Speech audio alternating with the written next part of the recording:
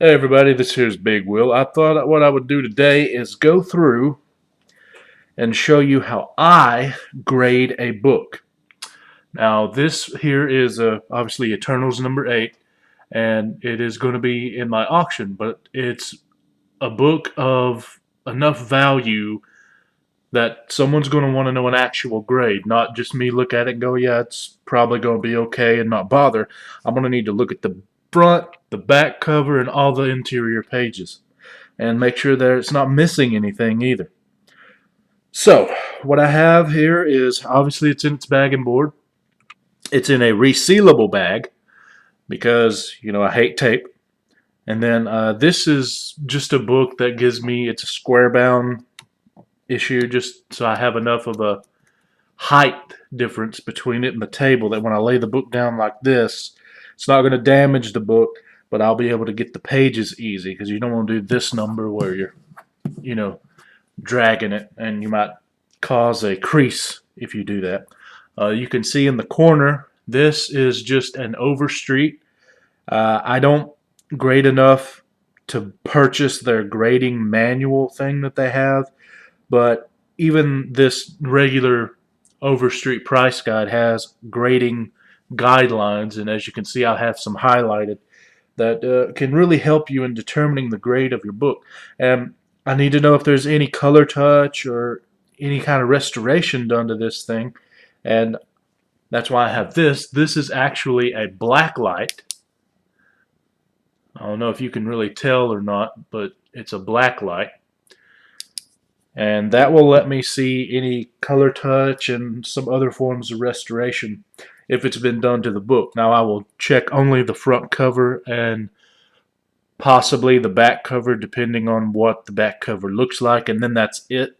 I don't go through each interior page. I don't. Most people don't, unless it's something like a Golden Age book. You're not going to have restoration on the interior, but I mean it is possible.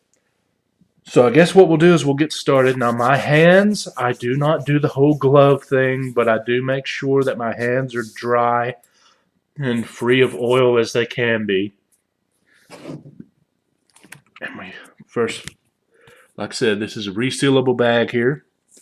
So it's really simple to just take and pull. Then the book should just fall out. And I never try and hold it like this. I always hold it standing up. That way when I pick it up, nothing is forcing the book into any sort of form. It's just its natural state, and then I just lay it down right there. Now, first thing I'm going to do is go over this sucker with the black light. First, see if there's any color touch on the spine.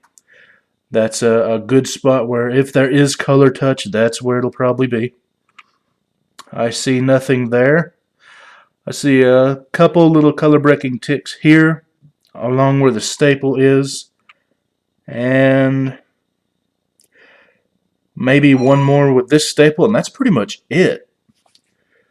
Go along the edge. There's some mild creasing there on the very tip of the corner.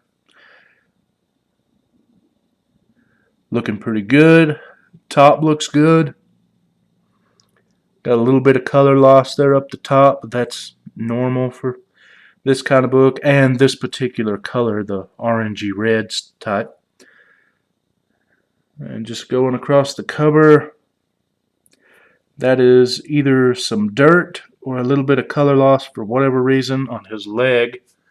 You can't even see it on the camera. But very minor stuff here. I'm not seeing anything else on the cover. Before I turn that off, let's see here. See what I mean? I just grab that corner right there and the book is fine because of its elevation. And this really doesn't need to have anything looked at because it's a white cover or a white back cover, but I still give a real quick once over with the black light just to see if I see anything. And please tell me, I am not a professional, obviously. So if you have a better way of grading a book or you don't think I'm doing it right, please, hey, let me know. because I would sure like to know if there's a better way to do it. Okay, so first we need to count our pages, make sure it's not missing anything. Now, I learned from a dealer long ago when I first went to my first convention on how to properly do this, or one way to do this. First is I go 1, 2, 3, 4, 5, 6, 7, and on the 8th page, most Bronze and Silver Age will have the staples on after this 8th page. And there you go, there's the staples. Let me see, you can see them better probably if I shine the light on them maybe. No, that really doesn't help you at all. I'll bring it up closer since I'm doing this on camera. There you go, you can see the staples there and then there. They actually look fairly, real good actually for staples, being, well, this is almost 45-year-old book. Some good staples. So we have 8 pages to the left. We need 8 pages to the right, and that will tell us that we have a complete book, no wraps missing, no pages torn. So 1, 2, 3, 4, 5, 6, 7, and 8. So I see nothing cut out. The back and front cover look good. The quality of this paper, I would say off-white to white. That's very good paper. Now, rather than pick my nails like this, as you can see, it's off the elevation.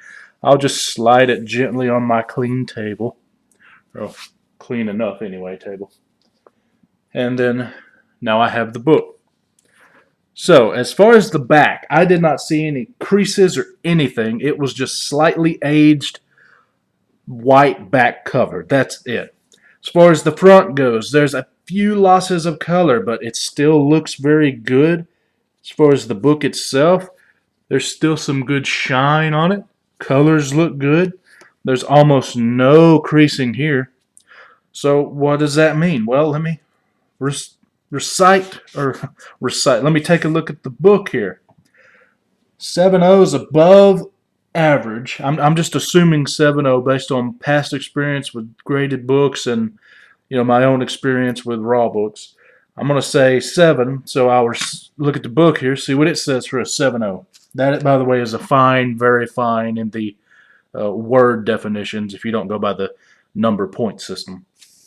See, an above average cover that shows minor wear but is still relatively flat and clean with outstanding eye appeal. I believe that might qualify here. There's that bottom right corner, though, that's a bit iffy.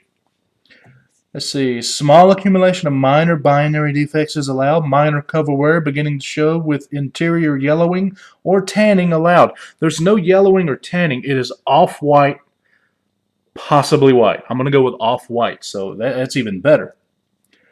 So corners may be blunted or abraded. Inks are generally bright with moderate reduction.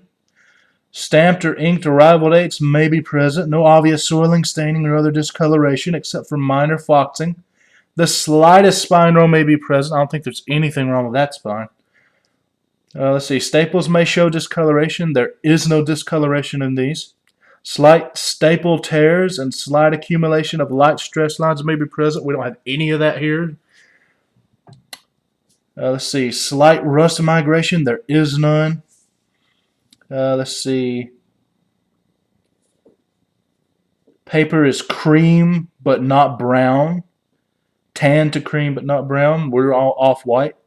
No hint of acidity in the odor of newsprint. Centerfold is mostly secure. That is definitely secure. It ain't mostly secure. Okay, so based on that definition, I like to grade harsh. So I would put this book at a 7.0 to a 7.5 in grade. And that's what I'm going to stick to as far as the grade of this book. And what I will do is simply put the book back in its bag and board.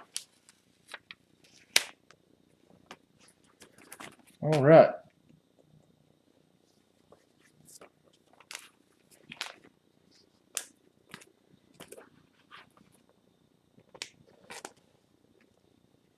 And by the way, when I bought this book, the sticker on it said 7.0.